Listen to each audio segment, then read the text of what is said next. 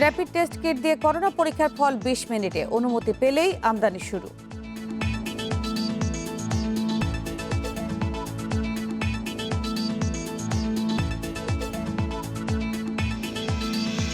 করোনায় আপাতত বিদেশ যাচ্ছে না খালেদা জিয়া, পরিস্থিতি স্বাভাবিক হলে উদ্যোগ।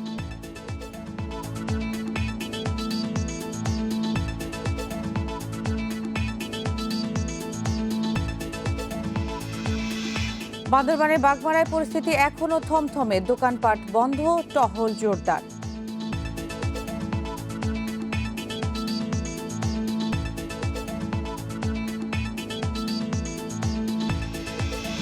বন্যা দুর্গত এলাকায় ডায়রিয়া সহ নানা রোগ ব্যাধি, শিশু নিরাপত্তার শঙ্কায় বানভাসীরা।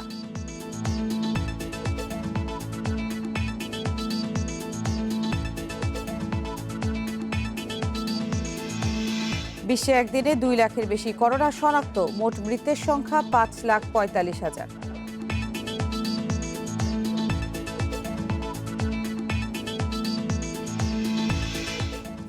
স্বাগত বিরতিহীন ইন্ডিপেন্ডেন্ট সংবাদে টানা ১ ঘন্টা আপনাদের সঙ্গে আছে আমি নুজহাত আফরিন। শিরোনাম শুনছিলেন, এবার পুরো খবর।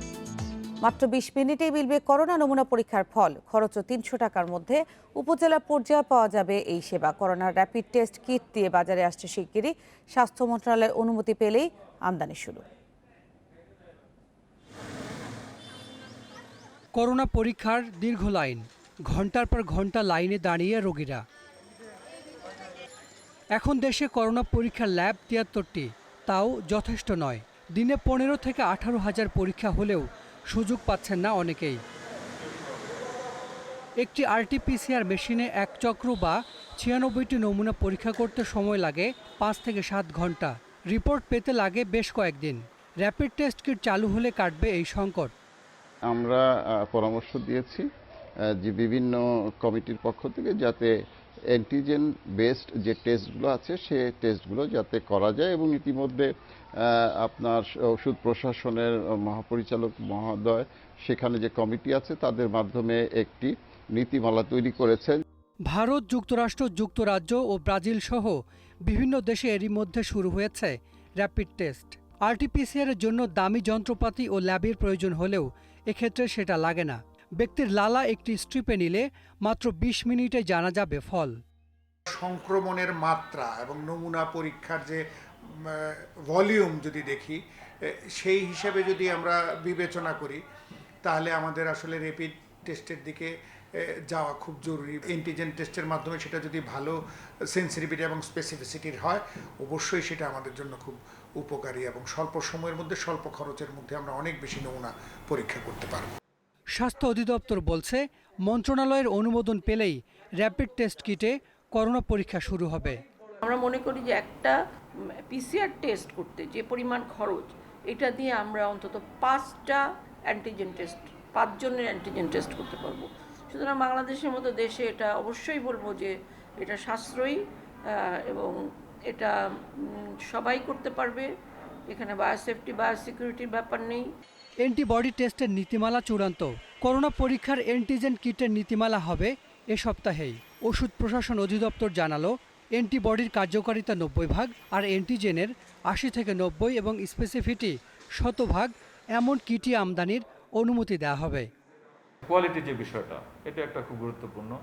তারপরে আপনার ধরেন যে কিটগুলো আমরা নিয়ে আসবো, সেটি একটা ভালো রেগুলেটরি অথরিটি কর্তৃক অ্যাপ্রুভ আছে কিনা, যেগুলো সেন্সিটিভিটি এবং স্পেসিফিসিটি অনেক বেশি, এবং ইউএসএফডিএ সহ অন্যান্য রেগুলেটরি অথরিটি যেগুলোকে ভালো রেগুলেটরি অথরিটি যেগুলোকে অ্যাপ্রুভ করেছে, সেগুলোই আমরা আমাদের দেশের জন্য অ্যালাউ করব। অ্যান্টিজেন পরীক্ষায় পাওয়া পজিটিভ রিপোর্টকে নির্ভুল ধরা হয়। উপসর্গ থাকলে নেগেটিভ রিপোর্ট আবার পরীক্ষা করা হবে আরটিপিসিআর মেশিনে। Hasan Misbah, independent news, Dhaka. বিশ্বজুড়ে করোনা সংক্রমণের কারণে চিকিৎসার জন্য আপাতত বিদেশ যাচ্ছেন না বিএনপি চেয়ারপারসন খালেদা জিয়া। পরিবারের লোকজন ও দলের নেতারা বলছেন, চিকিৎসার জন্য বিদেশ যেতে খালেদা জিয়াকে সরকারের অনুমতি নিতে হবে। করোনা পরিস্থিতি স্বাভাবিক হলে এ বিষয়ে উদ্যোগ নেওয়া হবে। জিয়া অরফানেজ ট্রাস্ট মামলায় ২০১৮ সালের ৮ ফেব্রুয়ারি কারাগারে যাওয়ার পর থেকেই খালেদা জিয়ার উন্নত চিকিৎসার দাবি জানিয়ে আসছিল পরিবার ও তার দল। মুক্তি পেলে খালেদা জিয়াকে বিদেশে চিকিৎসা করানোর কথাও জানিয়েছিল পরিবার। করোনার সময়ে শর্ত সাপেক্ষে 6 মাসের জন্য সাজা স্থগিত করে 25 মার্চ খালেদা জিয়াকে মুক্তি দেয়া হয়। এরপর থেকে গুলশানের ভাড়া বাসায় অবস্থান করছেন তিনি। পরিবারের সদস্যরা বলছেন, খালেদা জিয়ার শারীরিক অবস্থার তেমন উন্নতি হয়নি, বাসায় থেকে চিকিৎসা নিচ্ছেন তিনি। করোনার কারণে এখনই চিকিৎসার জন্য বিদেশে নেয়ার কোনো উদ্যোগ নেওয়া হয়নি। অসুস্থই, এখনো ওরকম সুস্থ হয় নাই। দেশের বাইরে এখন এই করোনার এই মুহূর্তে তাকে কি পাঠানো ঠিক হবে? আর সে গেলে তাকে কোয়ারেন্টাইনে থাকতে হবে আবার 14 দিন। এই করে কি সে সার্ভাইভ করতে পারবে? তার এখন যাওয়ার কোনো কিছু এখনো করা হয় নাই। করোনা সংকটের মধ্যে গণমাধ্যমে খালেদা জিয়ার লন্ডনে চিকিৎসা নিয়ে খবর ভিত্তিহীন বলে দাবি করেছেন বিএনপি মহাসচিব। পরিস্থিতি স্বাভাবিক হলে এ নিয়ে উদ্যোগ নেওয়া হতে পারে বলে জানান তিনি। লন্ডন যাওয়ার কোনো কথাই কেউ জানে না, আমরা জানি না। আমরা তো সবসময় আপনার এরকম বলছি যে তার চিকিৎসা দরকার, বাইরেও দরকার, এটা পরের ব্যাপার। এখন এই মুহূর্তে এটা একদম পুরো গুজব চলছে। খালেদা জিয়ার আইনজীবীরা বলছেন, চিকিৎসার জন্য বিদেশ যাত্রায় বিএনপি চেয়ারপারসনকে সরকারের অনুমতি নিতে হবে। এটি আদালতের কোনো বিষয় নয়। যেহেতু এই আদেশটি হয়েছে সরকারের আদেশ 400A অনুসারে, সরকারের ক্ষমতা বলে, সুতরাং এখন যা কিছু হবে সরকারের আদেশ মোতাবেক। সবশেষ 2017 সালে চিকিৎসার জন্য লন্ডন গিয়েছিলেন বিএনপি চেয়ারপারসন খালেদা জিয়া। মাহমুদ শরীফ, ইন্ডিপেন্ডেন্ট নিউজ, ঢাকা। করোনা পরীক্ষা 6000-এর বেশি ভুয়া রিপোর্ট দিয়েছে রিজেন্ট হাসপাতাল। এছাড়া অনুমোদনহীন কিটের মজুদও পেয়েছে ভ্রাম্যমাণ আদালত। এসব অভিযোগে হাসপাতালটির উত্তরা শাখা সিলগালা করে দিয়েছে র্যাব। হাসপাতালটির চেয়ারম্যান মোহাম্মদ শাহেদ সহ 17 জনের বিরুদ্ধে মামলা করা হয়েছে। এরই মধ্যে হাসপাতালের অনুমোদন বাতিল করে বিজ্ঞপ্তি দিয়েছে স্বাস্থ্য অধিদপ্তর। রিজেন্ট হাসপাতালে ভর্তি করোনা আক্রান্তের টেস্ট করার অনুমতি ছিল, কিন্তু নমুনা নিয়েছে সবার। 3500 টাকা করে নিয়েও পরীক্ষা না করেই দিয়েছে রিপোর্ট। এসব অভিযোগের সত্যতা খুঁজতে সোম ও মঙ্গলবার উত্তরা শাখায় অভিযান চালায় র্যাবের ভ্রাম্যমাণ আদালত। নির্বাহী ম্যাজিস্ট্রেট সারোয়ার আলম জানান, 6000-এরও বেশি করোনার ভুয়া রিপোর্টের প্রমাণ মিলেছে। স্যাম্পলগুলি লোকজনের বাড়িতে কালেকশন করে নিয়ে এসে এই রিজেন্ট গ্রুপের যে হেড অফিস, যেটা কিন্তু হাসপাতাল নয়, হেড অফিসে বসে এই সমস্ত স্যাম্পলগুলি রেখে দিত এবং 5-7 দিনের স্যাম্পলগুলি একসাথে করে তারা কিন্তু পরবর্তী ফেলে দিত। আমরা কিন্তু সেই স্যাম্পলগুলোও পেয়েছি। এছাড়া হাসপাতালের আইসিইউ ও ল্যাবে আনুষঙ্গিক চিকিৎসা সামগ্রী না থাকা এবং অস্বাস্থ্যকর পরিবেশ পেয়েছে র্যাব। অভিযান শেষে সিলগালা করে দেওয়া হয়েছে হাসপাতালটির উত্তরা শাখা ও প্রধান কার্যালয়। এর যে ডায়াগনোসিস ল্যাব, এই ল্যাবে কোনো মেশিন নেই এবং এখানে কোনো টেস্ট না করে রিপোর্ট দেওয়া হচ্ছে। এবং এটার ফ্রিজের মধ্যে এক অংশে পাওয়া গেছে রিয়েজেন্ট আর দ্বিতীয় অংশে পাওয়া গেছে মাছ, আয়ের মাছ দিয়ে ফ্রিজ ভর্তি করে রেখে দিয়েছে। এবং এইটার যে আপনার ডিসপেন্সারি, ওষুধের দোকান যেটা, সেখানে যে সমস্ত সার্জিক্যাল আইটেম আপনার এখানে ওই সুতার থেকে শুরু করে, মানে সার্জিক্যাল সুতার থেকে শুরু করে বিভিন্ন আইটেম পাওয়া, যেগুলো আজ থেকে আরও 5 থেকে 6 বছর আগে এক্সপায়ার হয়ে গেছে। 2013 সালে 50 শয্যার রিজেন্ট হাসপাতালকে অনুমোদন দেয় স্বাস্থ্য অধিদপ্তর। 2017 সালে মিরপুরেও শাখা খোলার অনুমতি পায়, কিন্তু লাইসেন্স নবায়ন করেনি বলে জানিয়েছে র্যাব। সোমবার হাসপাতালটির উত্তরা ও মিরপুর শাখায় অভিযান চালিয়ে 8 জনকে আটক করা হয়। Ashik Hossain, independent news, Dhaka. রাজধানীর ওয়ারি এলাকায় লকডাউন যেন কাগজে কলমে। স্বেচ্ছাসেবক পুলিশ থাকলেও অনেকেই মানছেন না বিধিনিষেধ। এমনকি লকডাউন এলাকার ভেতরে থাকা প্রতিষ্ঠানগুলোর কর্মচারীরাও প্রতিদিন সেখানে অফিস করে আবার ফিরছেন নিজ নিজ এলাকায়। অবশ্য দক্ষিণ সিটির মেয়র ফজলিনুর তাপস ঘোষণা দিয়েছেন, লকডাউন কঠোরভাবে বাস্তবায়ন হবে। লকডাউন এলাকায় ওয়ারির একমাত্র প্রবেশপথ টিপু সুলতান রোড, আর বের হওয়ার পথ চণ্ডীচরণ বোস স্ট্রিট সংলগ্ন গলিপথ। ঢোকা ও বের হওয়ার পথ নির্দিষ্ট করার পরও বেশিরভাগ মানুষকে আটকে রাখা যাচ্ছে না। দক্ষিণ সিটির এই 41 নম্বর ওয়ার্ডের মধ্যে রয়েছে 3টি হাসপাতাল, 3টি সুপার শপ, রয়েছে একটি ওষুধ কোম্পানির হেড অফিস ও কারখানা। এলাকাটি লকডাউন হলেও এসব প্রতিষ্ঠানের কয়েকশো কর্মচারী বাইরে থেকে প্রতিদিন এসে অফিস করছেন। চাকরি করেন কোথায়? Pacific pharmaceutical. আচ্ছা, লকডাউন এলাকা মোটরসাইকেল নিয়ে যাওয়া নিষেধ, এটা তো আগে থেকে না করে? না, এটা আমাদের কালকে বলছে লিস্ট দিতে, লিস্ট দেওয়া আছে।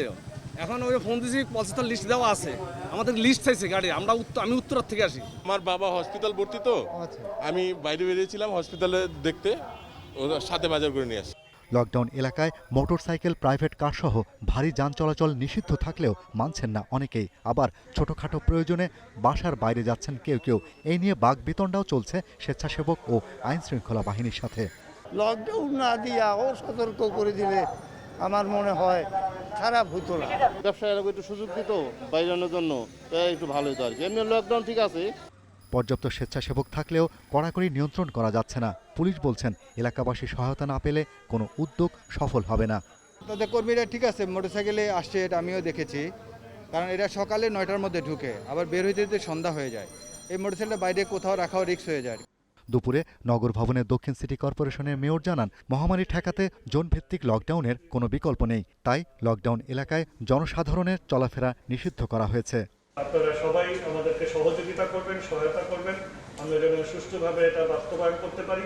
আপনারা জানেন যে এরই মাঝে জানতে পেরেছেন গত 3 দিনে এখানে যে সংক্রমণের হার আমরা লক্ষ্য করছি, সেটা এই এলাকাকে লাল চিহ্নিত করা হয়েছে, সেটা যৌক্তিকতাটাকে আরো তুলে ধরেছে। 4 জুলাই থেকে 21 দিনের লকডাউন শুরু হয়েছে এই ওয়ারী এলাকায়, শেষ হবে 25 July. Shahriar Anirban, Independent news, Dhaka. এ বিষয়ে আরো জানাতে রাজধানী ওয়ারী থেকে যোগ দিচ্ছেন সহকর্মী আলামিন হোসেন। আলামিন, সকালেও আপনি জানাচ্ছিলেন যে ওয়ারীতে লকডাউন চলছে, কিন্তু এই সময়টা সাধারণত অফিসগামী মানুষের একটা চাপ থাকে। গত কয়েকদিনে আপনাদের মাধ্যমে আমরা দর্শকদের দেখিয়েছি। আজকে আসলে ওয়ারী লকডাউনের কতখানি কড়াকড়ি দেখছেন, আর সাধারণ মানুষ আসলে লকডাউন মানছেন কিনা?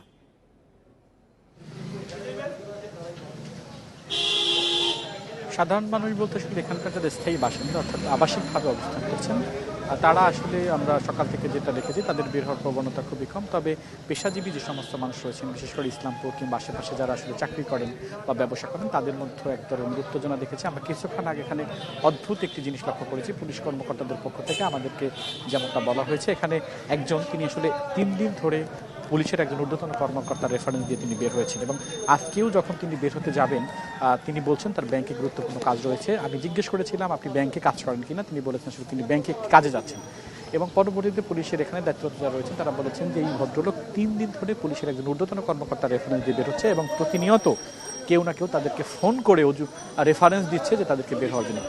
আপনি নিশ্চয়ই দেখতে পাচ্ছেন এই জায়গাটা দিয়ে হচ্ছে টিপু সুলতান রোড, অর্থাৎ র্যাঙ্কিং স্ট্রিটের যেটা উত্তরা ব্যাংক ক্রসিং লিমিটেড বলে স্থানীয়ভাবে, সেই জায়গাটির মোড়ে আমরা দাঁড়িয়ে রয়েছি। অর্থাৎ এখান থেকে আপনি শুধুমাত্র ঢুকতে পারবেন, কিন্তু সকাল থেকে এখানকার স্বেচ্ছাসেবক যারা রয়েছেন তারা অন্তত 50 থেকে 60 জনকে ফিরিয়ে দিয়েছেন। এখান থেকে শুধু ঢোকা যাবে। কারা ঢুকছেন? যে 3টি প্রতিষ্ঠান রয়েছেন, বিশেষ করে বিগ বাজারের কথা বলতে পারি, স্বপ্ন সুপার শপের কথা বলতে পারি, ফার্মাসিউটিক্যালসের কথা বলতে পারি, সেই সমস্ত কর্মীরা এখান থেকে শুধুমাত্র ঢুকতে পারবেন। এর বাইরে অন্য কেউ ঢুকতে পারবে না। অর্থাৎ এটি হচ্ছে অন ওয়ে। কিন্তু তাও কেউ কেউ মানছেন না। এখানে এসে তারা নানানভাবে বাকবিতণ্ডায় জড়িয়ে যাচ্ছেন, খুব উচ্চ স্বরে কথা বলছেন, কোনোভাবেই মানছেন না। এবং আমাদের কাছে এরকমও কেউ কেউ বলেছেন যে বাংলাদেশে বেশ সত্যিকার অর্থে আইন বলতে আসলে কোনো কিছু নেই, এরকমও ক্যামেরার সামনে কথা বলেছেন। বেশি যারা আসলে বিতণ্ডাটা করেন তারা হচ্ছে এখানকার যারা ওয়ারির মধ্যে অর্থাৎ লকডাউন এলাকার মধ্যে যারা রয়েছেন, ব্যাংক বিশেষ করে বিভিন্ন ব্যাংকের যারা কর্মী রয়েছেন বা আর্থিক প্রতিষ্ঠানের সাথে সম্পৃক্ত রয়েছেন, তারা শুধুমাত্র কোনোভাবেই তাদেরকে নিয়ন্ত্রণ করা যাচ্ছে না। তারা বিতণ্ডায় জড়িয়ে যাচ্ছেন, ঝগড়ায় লিপ্ত হচ্ছেন, জানতে চাচ্ছেন কেন তিনি বের হতে পারবেন না, গতকালকে তিনি বের হয়েছিলেন। এই হচ্ছে আসলে এখানকার সার্বিক পরিস্থিতি। তবে একটি বিষয়ে জানিয়ে রাখতে চাই, সেটা হচ্ছে যে স্বেচ্ছাসেবকের দায়িত্বে যারা রয়েছেন কিংবা আইনশৃঙ্খলা রক্ষার দায়িত্বে যারা রয়েছেন তারা আসলে আপ্রাণভাবে চেষ্টা করছেন, কিন্তু কোনোভাবেই পেশাজীবী যারা রয়েছেন তাদেরকে আসলে কোনোভাবেই মানানো যাচ্ছে না। আলামিন হোসেন জানাচ্ছিলেন ওয়ারী লকডাউনের খবর।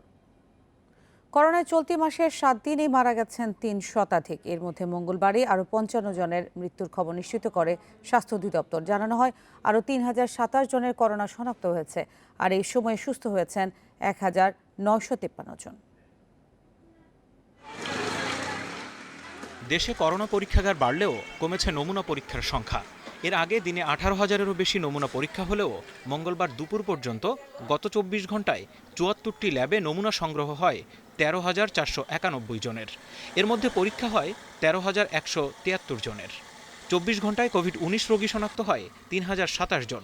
পরীক্ষা বিবেচনায় শনাক্তের এই হার 22.98।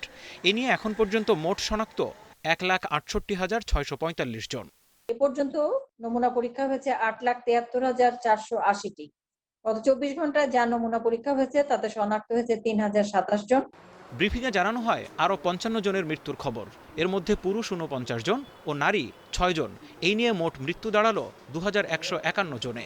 এই সময় সারা দেশে সুস্থ হয়েছেন 1953 জন। মোট সুস্থ 78,102 জন।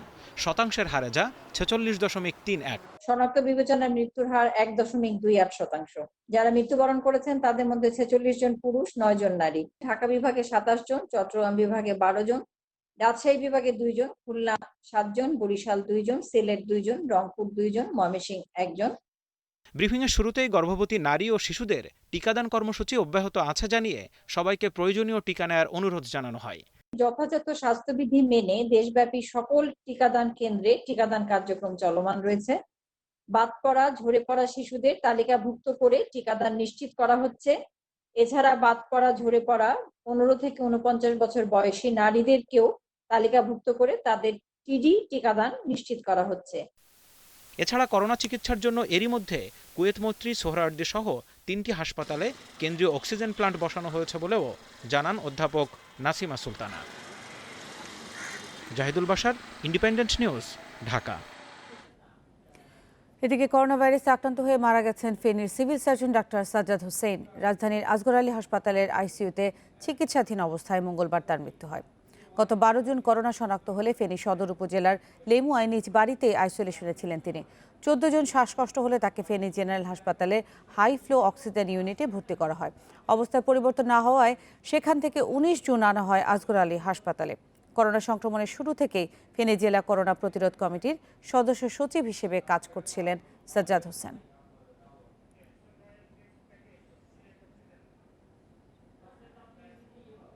সিলেটে করোনা আক্রান্তদের বিনামূল্যে জরুরি অক্সিজেন সেবা দিচ্ছে আব্দুল জব্বার জলিল ফাউন্ডেশন।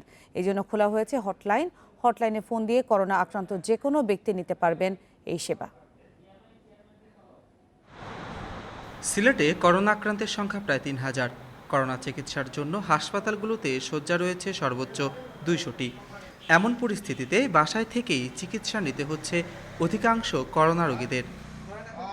বাসায় চিকিৎসাধীন রোগীর শ্বাসকষ্ট দেখা দিলে প্রয়োজন হয় অক্সিজেনের, কিন্তু তাৎক্ষণিক এই সেবা পাওয়া যায় না। এতে বেড়ে যায় মৃত্যু ঝুঁকি। এই সংকটে এগিয়ে এসেছে আব্দুল জব্বার জলিল ফাউন্ডেশন। সিলেট শহরের রোগীদের জন্য চালু করেছে বিনামূল্যে জরুরি অক্সিজেন সেবা। অনেকেই হয়তো বাসা থেকে তাৎক্ষণিকভাবে হসপিটালে যেতে পারেন না, বা হসপিটাল ক্লিনিকে যাওয়ার জন্য অনেক সময় কিছু কিছু প্রতিবন্ধকতা থেকে যায়। এই সময়টা আমরা আমাদের যে সামর্থ্য অনুযায়ী আমরা চেষ্টা করব তাকে ফ্রি অক্সিজেন সাপোর্ট দেওয়ার। হটলাইনে ফোন করে যে কেউ 24 ঘন্টা নিতে পারবেন এই অক্সিজেন সুবিধা। একই সময়ে 4 জন রোগীকে দেয়া যাবে এই সেবা, সঙ্গে থাকবেন একজন স্বাস্থ্যকর্মীও। যখন কল আসবে অক্সিজেনের জন্য তখন আমরা এই সিলিন্ডারটা নিয়ে পেশেন্টের বাসায় যাব এবং এটা দিয়ে সিলিন্ডার দিয়ে সর্বোচ্চ 3 থেকে 4 ঘন্টা আমরা অক্সিজেন সাপোর্ট দিতে পারবো। এরপরে আমরা পেশেন্টকে হসপিটালাইজেশনের ব্যবস্থা করবো, মানে অ্যাডভাইস দিয়ে থাকবো। ফাউন্ডেশনের চেয়ারম্যান জানান, করোনা প্রাদুর্ভাব শেষ না হওয়া পর্যন্ত এই সেবা কার্যক্রম চলবে। বাড়ানো হবে অক্সিজেন সিলিন্ডারের সংখ্যাও। আল্লাহর দান হিসাবে সারা জীবন অনেক অক্সিজেন গ্রহণ করেছি, যা আমরা কোনোদিনও রিটার্ন করতে পারবো না। আমাদের ব্যবসায়ী ইকবাল ভাই, ওনার করোনাও ছিল না, করোনা ভাইরাস ছিল না, তারপরেও অক্সিজেনের অভাবে রাস্তায় অ্যাম্বুলেন্সে মৃত্যুবরণ করতে হয়েছে। এই বিষয়টি আমার মনে লাড়া দিয়েছে এবং আমি সেই দিন থেকে উদ্যোগ গ্রহণ করেছি। অক্সিজেন সিলিন্ডার দেওয়ার পাশাপাশি করোনা রোগীর অবস্থার অবনতি ঘটলে হাসপাতালেও পাঠানোর ব্যবস্থা করবে এই ফাউন্ডেশন। মাধব কর্মকার, ইন্ডিপেন্ডেন্ট নিউজ, সিলেট। বন্যা পরবর্তী রোগ ব্যাধি মোকাবেলায় প্রস্তুত আছে বলে দাবি বগুড়ার সারিয়াকান্দি উপজেলার প্রশাসনের। ডায়রিয়া সহ পানিবাহিত রোগের জন্য পর্যাপ্ত ওষুধ, পানি বিশুদ্ধকরণ, ট্যাবলেট ও জীবাণুনাশক মজুত রাখা হয়েছে বলে জানান কর্মকর্তারা। তবে বন্যা কবলিতরা বলছেন শিশুদের নিয়ে দুশ্চিন্তাই বেশি তাদের। বগুড়ায় চরাঞ্চল ও নিচু এলাকা প্লাবিত হয় প্রতি বর্ষায়। বন্যায় নাকাল হয় হাজারো মানুষ। বাড়িঘর ছেড়ে বাঁধে আশ্রয় নিতে গিয়ে পোহাতে হয় চরম দুর্ভোগ। সবচেয়ে বেশি কষ্ট খাবার পানি ও পয়ঃনিষ্কাশনের। জনস্বাস্থ্য অধিদপ্তর কিছু টিউবওয়েল ও টয়লেটের ব্যবস্থা করলেও সেগুলো পর্যাপ্ত নয় বলছেন স্থানীয়রা। আবার মনে করছে কল নাই, শীতের কষ্ট, খাওয়ার কষ্ট, সবই আমাদের এই কষ্ট হয়ে গেছে। আমরা কিভাবে চলাফেরা করব? চরে পানিবন্দী মানুষের কষ্ট আরো বেশি, বিশেষ করে শিশুদের সামলানো কঠিন হয়ে পড়ে বাবা মায়ের জন্য। পানিতে নিরাপত্তার ভয়, সেই সঙ্গে থাকে বিভিন্ন রোগবালাইয়ের আশঙ্কা।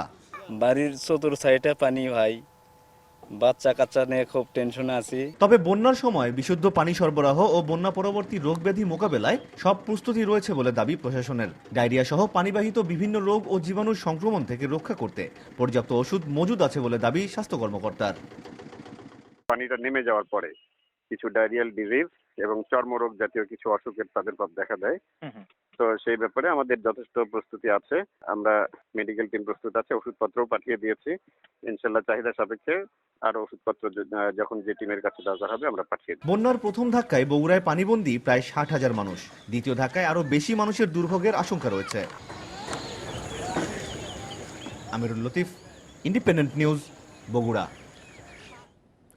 বন্যার পানি কমলেও জামালপুর ও টাঙ্গাইলের নিচু এলাকায় এখনও পানিবন্দী লাখো মানুষ। সপ্তাহ ধরে পানিবন্দী থাকায় দুর্বিষহ জীবনযাপন করলেও এখন পর্যন্ত কোনো ত্রাণ সামগ্রী পায়নি বলে অভিযোগ তাদের। এ নিয়ে আরও জানাতে জামালপুর ও টাঙ্গাইল থেকে এই মুহূর্তে যোগ দিচ্ছেন সহকর্মীরা। জামালপুরের বন্যা পরিস্থিতির খবর জানাচ্ছে সহকর্মী দুলাল হোসেন।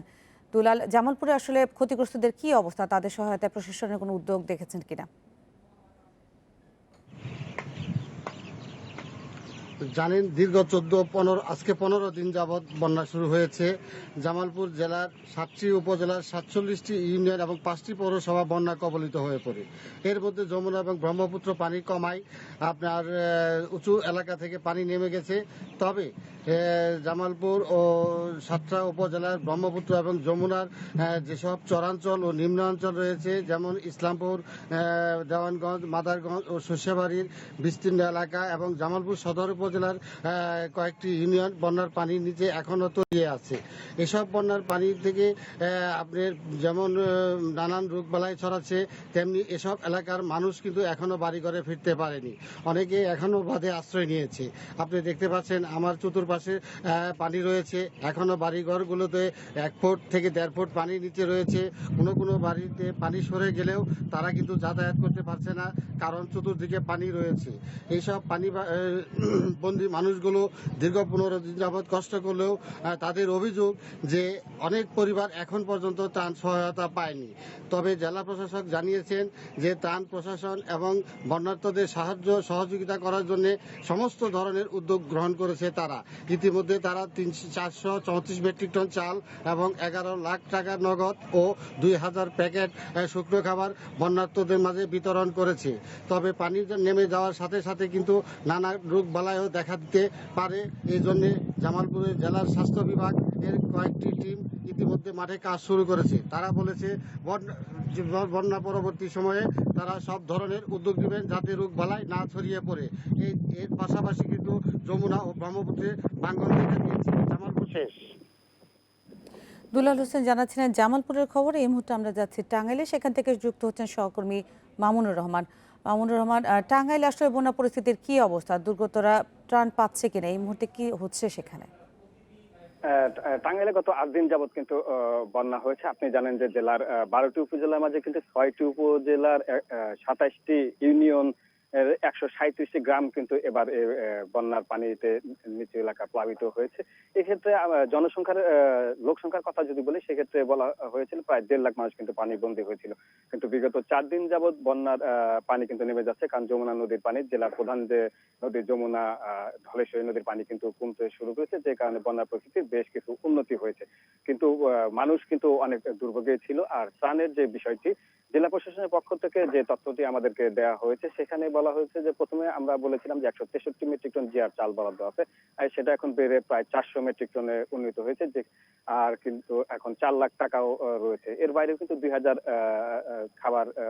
খাবার প্যাকেট, শুকনো খাবার প্যাকেট কিন্তু বন্যার দুর্গতদের মাঝে বিতরণ করা হয়েছে। বাকিগুলো বিতরণের প্রক্রিয়াধীন আছে। আপনি জানেন যে এটি বিতরণ করতে গেলে তালিকা তৈরি করতে হয়। মাঠ প্রশাসন এবং স্থানীয় জনপ্রতিনিধিদের সমন্বয়ে তালিকা তৈরি করা হচ্ছে এবং খুব দ্রুত সময়ের মাঝেই এই ত্রাণটি তাদের মাঝে পৌঁছে যাবে।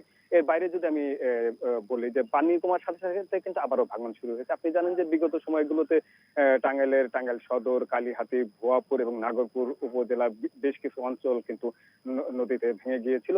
তার ধারাবাহিকতা কিন্তু এ সপ্তাহে অব্যাহত আছে। গত 4 দিন আগে কালিহাতি উপজেলা বেলটিয়া বাড়িতে 1 ঘন্টার ভাঙনে 25টি বাড়ি নদীগর্ভে চলে যায়। আমরা সেখানে দেখেছি যে জেলা প্রশাসক মোহাম্মদ শহীদুল ইসলাম সেখানে ছিলেন, স্থানীয় সংসদ সদস্য আলহাজ হাসান ইমাম খান শৈলাজারি ছিলেন এবং পানি উন্নয়ন বোর্ডের নির্বাহী প্রকৌশলী মোহাম্মদ সিরাজুল ইসলাম তিনিও সেখানে পরিদর্শনে গিয়েছিলেন এবং জেলা প্রশাসনের পক্ষ থেকে কিন্তু প্রত্যেকটা পরিবারকে নগদ টাকা এবং শুকনো চাল ডাল বিতরণ করা হয়েছে।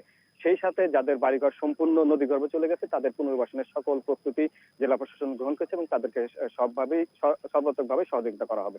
আজকে সকালবেলা আমরা যে তথ্য পেলাম ওই একই এলাকাতে কিন্তু আবারও ভাঙন শুরু হয়েছে এবং স্থানীয়রা যেটা আমাদেরকে জানিয়েছে যে এ পর্যন্ত 2-3টি বাড়ি কিন্তু আবারও নদীগর্ভে চলে গেছে, অর্থাৎ যমুনা নদীর পানি কমার পরে কিন্তু তার ভাঙনের তীব্রতা বেড়ে গেছে। তো এই বিষয়ে আমি পানি উন্নয়ন বোর্ডের যে নির্বাহী প্রকৌশলী আছে মোহাম্মদ সিরাজুল ইসলাম তার সাথে যেটা কথা বলেছি, তিনি যেটা বলেছেন যে যমুনা নদী একটি ভাঙন প্রবণ নদী, তো সেখানে বাঁধ তৈরি করার চেষ্টা করছে, তো আপাতত বালুর বাঁধ দিয়ে চেষ্টা করছে। এই হচ্ছে আমার কাছে টাঙ্গাইলের বন্যার সর্বশেষ পরিস্থিতি। মামুনুর রহমান জানাচ্ছিলেন টাঙ্গাইল। দর্শক, আপনারা দেখছিলেন জামালপুরা টাঙ্গাইলের বন্যা পরিস্থিতি খবর। বান্দরবানের প্রতিপক্ষের গুলিতে 6 জন নিহতের ঘটনায় রাজবিলা ইউনিয়নের বাগমারা এলাকায় এখন থমথমে অবস্থা। পুরো এলাকার মানুষের মধ্যে আতঙ্ক বিরাজ করছে। আজও বন্ধ রয়েছে বাগমারা এলাকার বাজার, দোকানপাট। যে কোনো ধরনের অপ্রীতিকর পরিস্থিতি এড়াতে ঘটনার পর থেকেই যৌথ বাহিনীর টহল জোরদার করা হয়েছে। তবে এই ঘটনায় এখন পর্যন্ত কোনো মামলা হয়নি। মঙ্গলবার সকালে সদর উপজেলার রাজপিলা ইউনিয়নে এম.এন. লার্মা গ্রুপের বান্দরবান জেলার কমিটির সভাপতি রতন তঞ্চঙ্গার বাড়িতে এলোপাথারি গুলি চালায় সন্ত্রাসীরা। এতে ঘটনাস্থলে নিহত হন রতন তঞ্চঙ্গা সহ 6 জন, আহত হন 3 জন।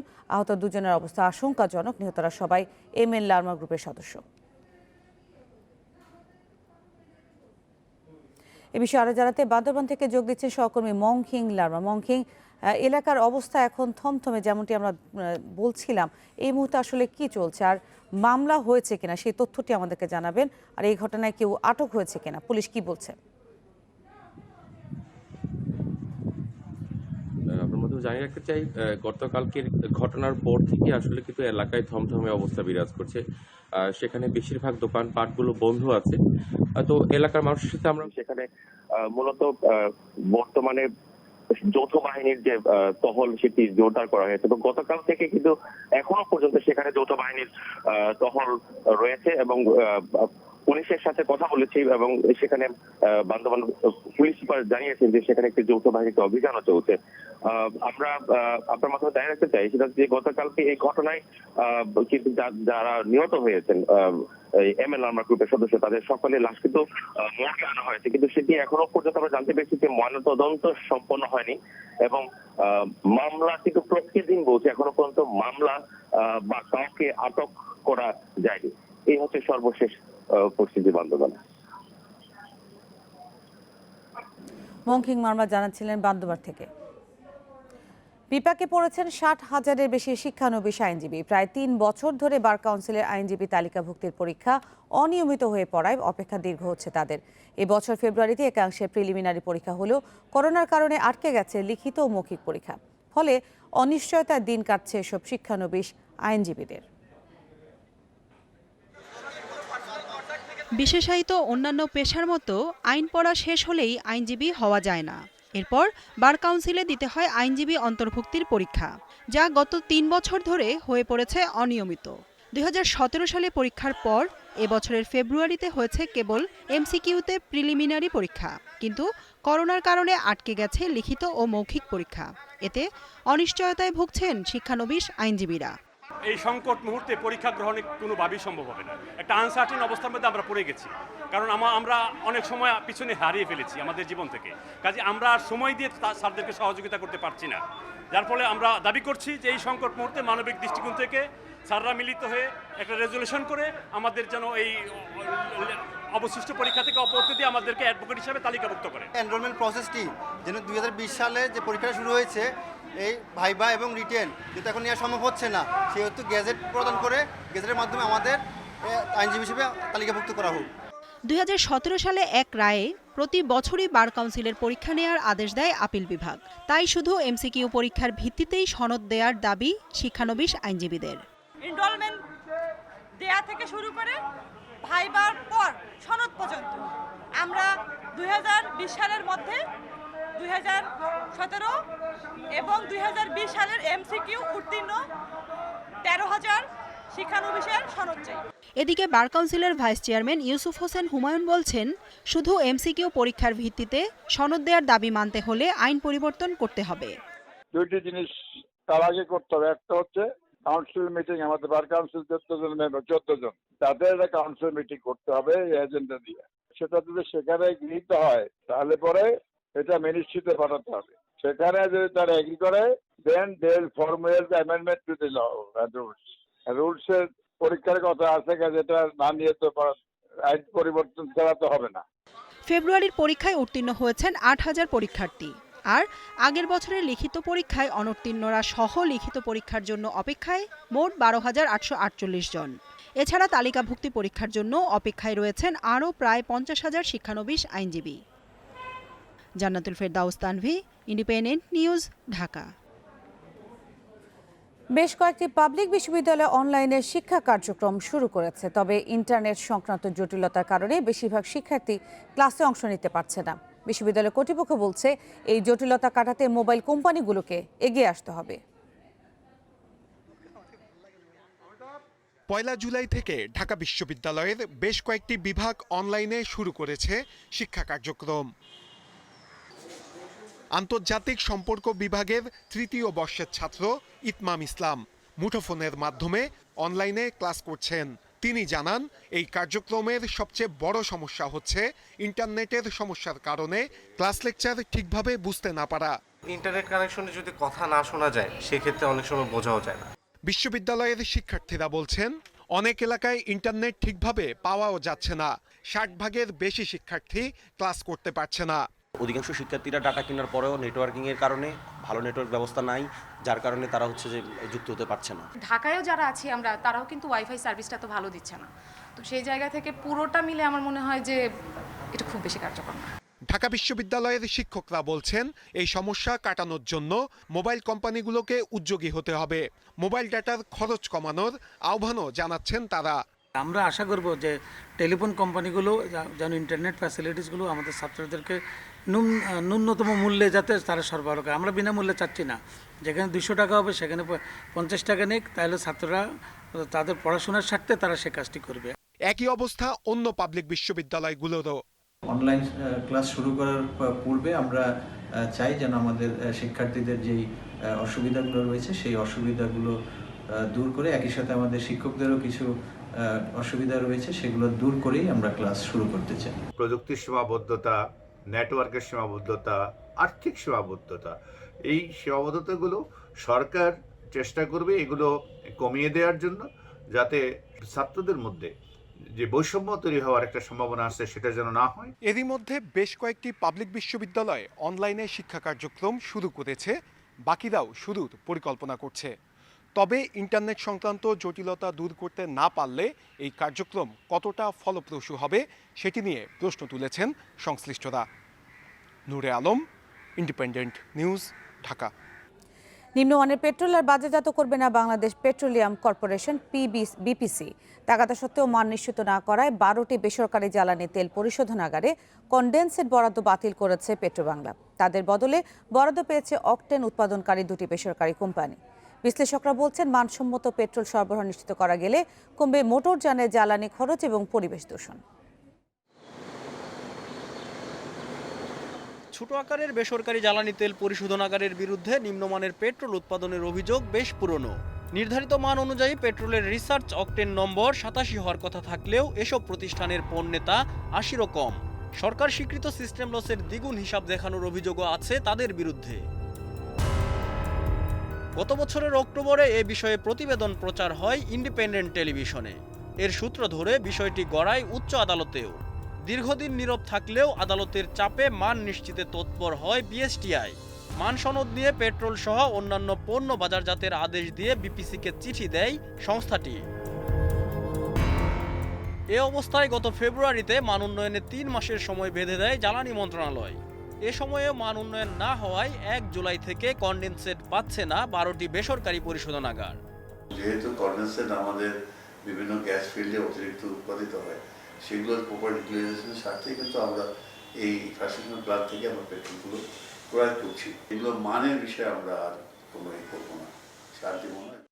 মানসম্মত পেট্রোল সরবরাহ নিশ্চিত হলে হয়রানি কমবে বলে জানিয়েছেন পাম্প মালিকেরা। আর বিশ্লেষকেরা চাইছেন সিদ্ধান্ত বাস্তবায়নে সরকারের কঠোর অবস্থান।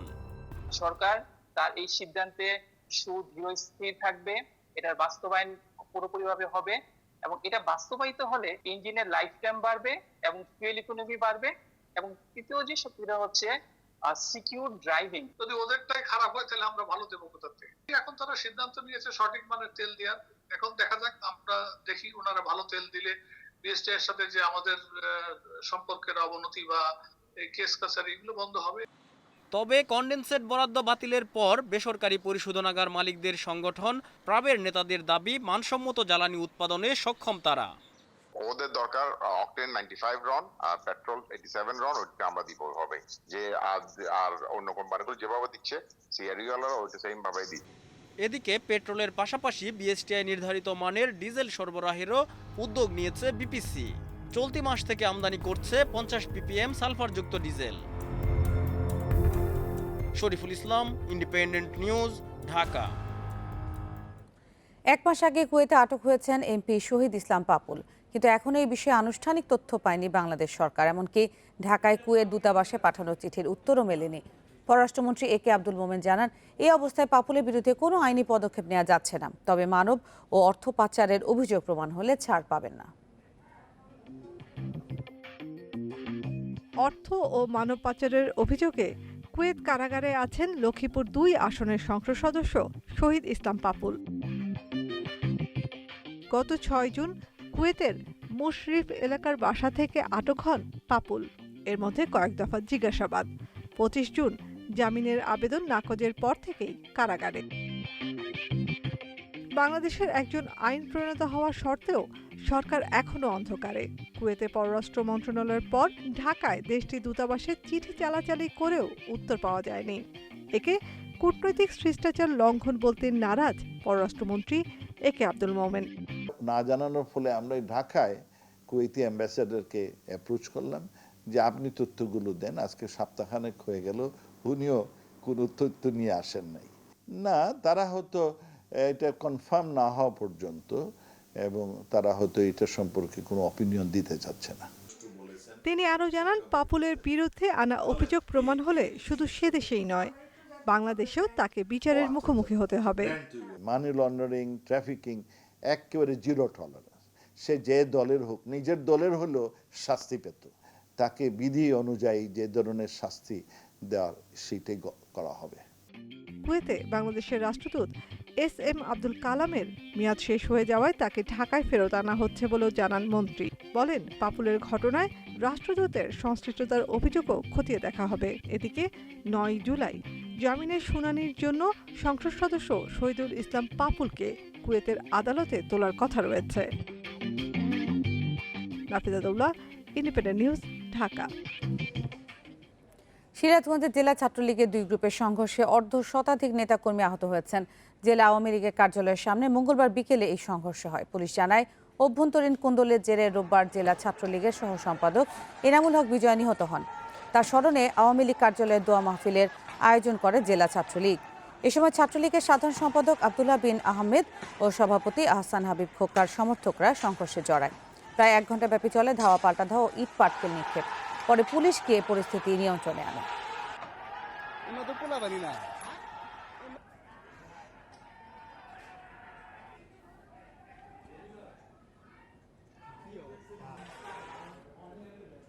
করোনার কারণে মৌসুমের শুরুতে আম নিয়ে বিপাকে পড়লেও শেষ মুহূর্তে হাসি ফুটেছে চাষি ও ব্যবসায়ীদের মুখে। চাহিদা বেশি থাকায় বাজারে সব জাতের আমই বিক্রি হচ্ছে বেশি দামে। করোনা ও আমপানের কারণে আমের উৎপাদন কম হলেও ক্ষতি পুষিয়ে নেওয়ার আশা করছেন চাষিরা।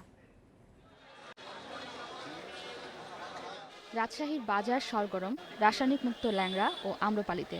শেষ মুহূর্তে ল্যাংড়া বিক্রি হচ্ছে প্রতি মণ ৬,০০০ টাকায় এবং আম্রপালি ২৮০০ থেকে ৩,০০০ টাকায়। এমন দামে ক্রেতারা ক্ষুব্ধ হলেও আমপান ও করোনার ক্ষতি পুষিয়ে নেওয়ার আশা বিক্রেতাদের।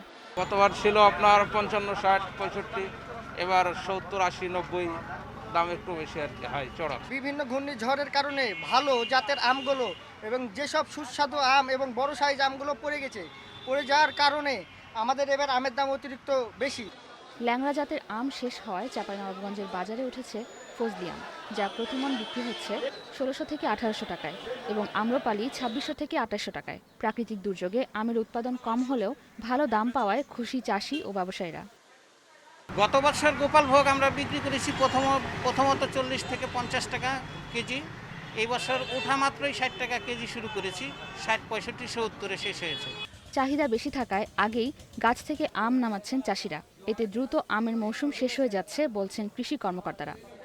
মানুষ যখন দাম পায় তখন কিন্তু সে ধরে না রেখে, আস্তে আস্তে ধরে না রেখে খুব তাড়াতাড়ি সে বাজারজাত করার চেষ্টা করে। বৃষ্টি হলে যেহেতু আপনার পোকা লাগে বা আরও কিছু উপসর্গ দেখা যায়, এইসব কারণে তারা এই নামটা কিন্তু আগে নামিয়ে নিয়েছে। কয়েক বছর ধরেই আমের জন্য পরিচিত হয়ে উঠেছে নওগাঁ। স্থানীয় বাজারে ২৮০০ থেকে ৩০০০ টাকা মন বিক্রি হচ্ছে আম্রপালি জাতের আম। অন্যগুলোর দামও আকাশ ছোঁয়া। এবার ১৫০০ কোটি টাকারও বেশি আম বিক্রির আশা ব্যবসায়ীদের। গত বছরের চেয়ে একটু লাস্টের দিকে বেশি হয়েছিল, কিন্তু এবার প্রথম থেকেই আমের দাম বেশি আল্লাহর রহমতে। এই জন্যই বেশি যে ঝড়ে যে প্রচুর আম নষ্ট হয়ে গেছে। দামের দিক দিয়ে কৃষকেরা মোটামুটি টাকা পয়সা পাবে, এতে সমস্যা হবে না আর কি। রংপুরের হাড়িভাঙা আম বিক্রি হচ্ছে প্রতিমন ৩৫০০ থেকে ৪০০০ টাকায়। গত বছর যা বিক্রি হয়েছে ২৫০০ টাকায়। এবার আমের উৎপাদন কম হলেও চাহিদা বেশি বলছেন কৃষি কর্মকর্তারা।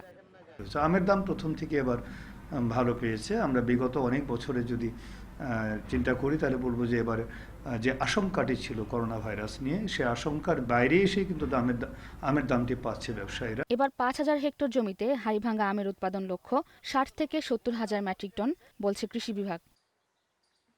মেহরিন জাহান, ইন্ডিপেন্ডেন্ট নিউজ ডেস্ক। এ বিষয়ে আরো জানাতে রাজশাহী থেকে যোগ দিচ্ছেন সহকর্মী মাইনুল হাসান।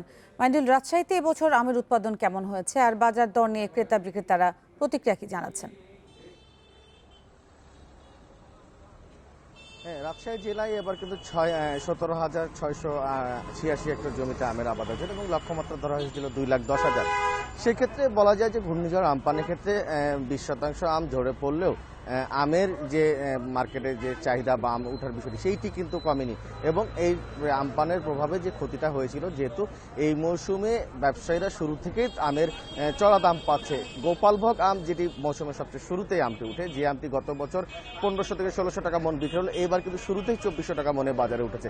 সেক্ষেত্রে বোঝা যায় যে গতবারের তুলনায় এবার আমের দামের যে মানে তফাৎটা সেইটি, তো ব্যবসায়ীরা বলছেন শুরু থেকে মূলত তারা আমের দাম ভালো পাচ্ছেন এবং এই মুহূর্তে রাজশাহীর বাজারে আছে হলো ল্যাংড়া এবং আম্রপালি। ল্যাংড়া আম কিন্তু এখন প্রায় ৬,০০০ টাকা মন, অর্থাৎ ১৫০ টাকা কেজি বিক্রি হচ্ছে, যা গতবারের তুলনায় প্রায় এই সময়ে তুলনায় প্রায় ২,০০০ টাকা মন বেশিতে বিক্রি হচ্ছে এবং যেহেতু ফজলি এখন হচ্ছে, ফজলি ২,০০০ টাকা মন বিক্রি হচ্ছে। তো বিক্রেতারা মূলত বলছেন যে এইবার আমের দাম তারা শুরুতে ভালো পাচ্ছে এবং তাদের যে ক্ষতি ছিল বা আবহাওয়াজনিত কারণে যে আমগুলো তাদের ক্ষতি হয়েছে, ঘূর্ণিঝড় আমপানের কারণে যে ক্ষতি হয়েছে, তার যে ক্ষতিটা পুষিয়ে নেওয়া কিন্তু তাদের এবার সুবিধা হচ্ছে। সেক্ষেত্রে আমরা দেখেছি যে এবার সরকারিভাবে বেশ কিছু উদ্যোগ নেওয়া হয়েছে। ডাক বিভাগের উদ্যোগে বিনা পয়সায় প্রতিদিন রাজশাহী এবং চাঁপাইনবাবগঞ্জ থেকে ৫ টন করে আম ঢাকায় পৌঁছে দেওয়া হচ্ছে ক্ষুদ্র ব্যবসায়ী ও চাষিদের এবং রাজশাহী থেকে এইবারই প্রথম ম্যাঙ্গো স্পেশাল ট্রেন চালু করেছে, যা চাঁপাইনবাবগঞ্জ, রাজশাহী, বাঘা, আড়ানি হয়ে বিভিন্ন জায়গাতে তারা আম ব্যবসায়ীরা রাজধানী ঢাকার সুবিধাজনক। মাইনুল হাসান জানাচ্ছিলেন রাজশাহী থেকে। গ্রিস সীমান্তের কাছে নর্থ মেসিডোনিয়ায় একটি ট্রাক থেকে ১৪৪ জন বাংলাদেশি সহ মোট ২১১ আশ্রয় প্রত্যাশীকে উদ্ধার করেছে দেশটির পুলিশ। সোমবার মধ্যরাতে দেশটির দক্ষিণাঞ্চলীয় গ্রিস সীমান্তের গাভকেলিজা শহরের কাছে চেকপোস্টে তাদের উদ্ধার করা হয়। পুলিশ জানায়, চেকপোস্টে ট্রাকটি থামানো হলে ভিতরে গাদাগাদি অবস্থায় এসব অভিবাসীকে পাওয়া যায়। উদ্ধার হওয়া অন্য ৬৭ জন পাকিস্তানের নাগরিক বলে জানায় তারা।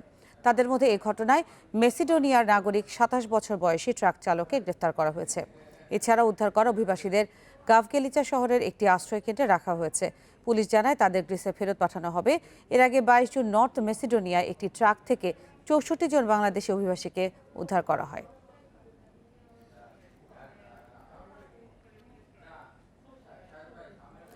ঢাকা থেকে ইতালিগামী ফ্লাইট বন্ধের নির্দেশ দিয়েছে ইতালির স্বাস্থ্য মন্ত্রণালয়। ১ সপ্তাহের জন্য এই নিষেধাজ্ঞা থাকবে বলে জানানো হয়েছে বিবৃতিতে।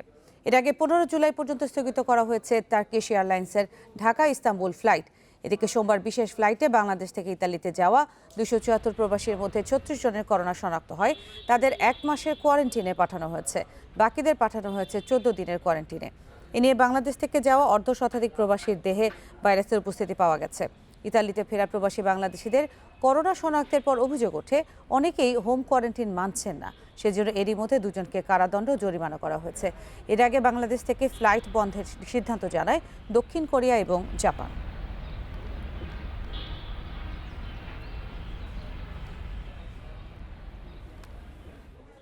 বিশ্বে আবারও বেড়েছে করোনা ভাইরাসে মৃত্যু ও আক্রান্তের সংখ্যা। 24 ঘন্টায় বিশ্বে আক্রান্ত হয়েছে 2 লাখেরও বেশি মানুষ, যার মধ্যে শুধু যুক্তরাষ্ট্র ব্রাজিল এই শনাক্তের সংখ্যা 1 লাখের বেশি। প্রাণ গেছে প্রায় 5,500 মানুষের। একদিনে সবচেয়ে বেশি মৃত্যু ব্রাজিলে, প্রাণ গেছে 1300-এরও বেশি মানুষের। এই পর্যন্ত দেশটিতে মৃত্যু হয়েছে প্রায় 67,000, যা বিশ্বের দ্বিতীয় সর্বোচ্চ। এদিকে নমুনা পরীক্ষার পর কোভিড-19-এ আক্রান্ত হলেন ব্রাজিলের প্রেসিডেন্ট জাইর বলসোনারো। এছাড়াও যুক্তরাষ্ট্রে 972 ও মেক্সিকোতে 480 জনের মৃত্যু হয়েছে। ভারতে 24 ঘন্টায় প্রাণ গেছে 479 জনের, শনাক্ত হয়েছে প্রায় 21,000। অন্যদিকে সাউথ আফ্রিকাতেও বেড়েছে ভাইরাসের প্রকোপ। দেশটিতে একদিনেই 10,000-এরও বেশি মানুষের শরীরে মিলেছে করোনা ভাইরাস।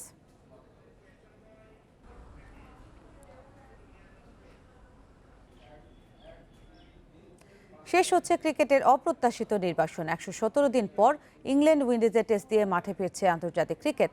প্রত্যাবর্তনে নানা বিধিনিষেধের সঙ্গে মানিয়ে খেলায় মনোযোগের রাখার পরীক্ষা দুই দলের।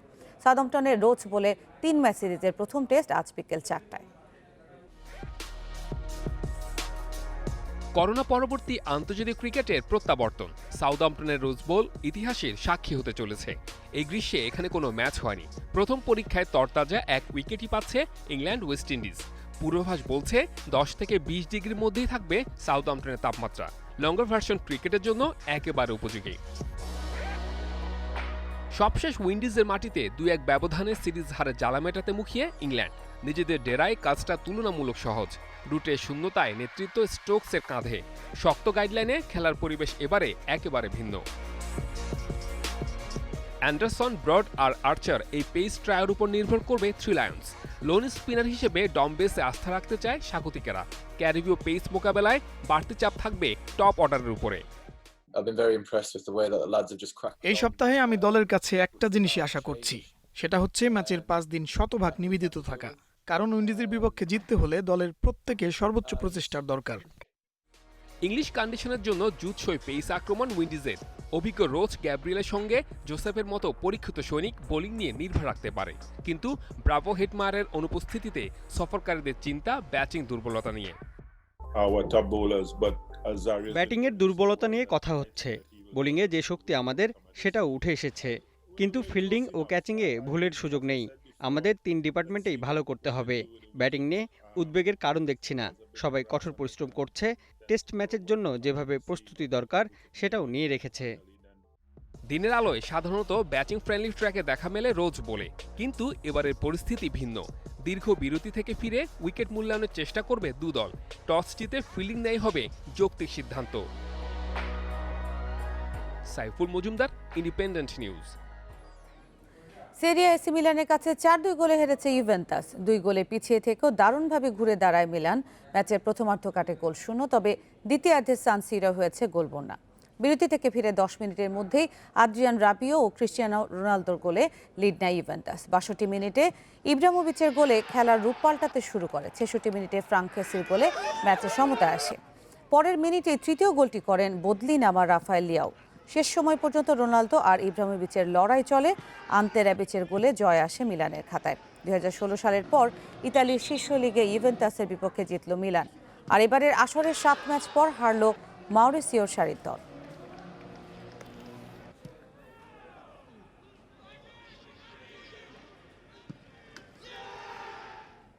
এই ছিল বিরতিহীন সংবাদে। ইন্ডিপেন্ডেন্ট টেলিভিশন সব খবর আরও বিস্তারিত জানতে চোখ রাখুন ফেসবুক, ইউটিউব ও টুইটারে। ধন্যবাদ সবাইকে।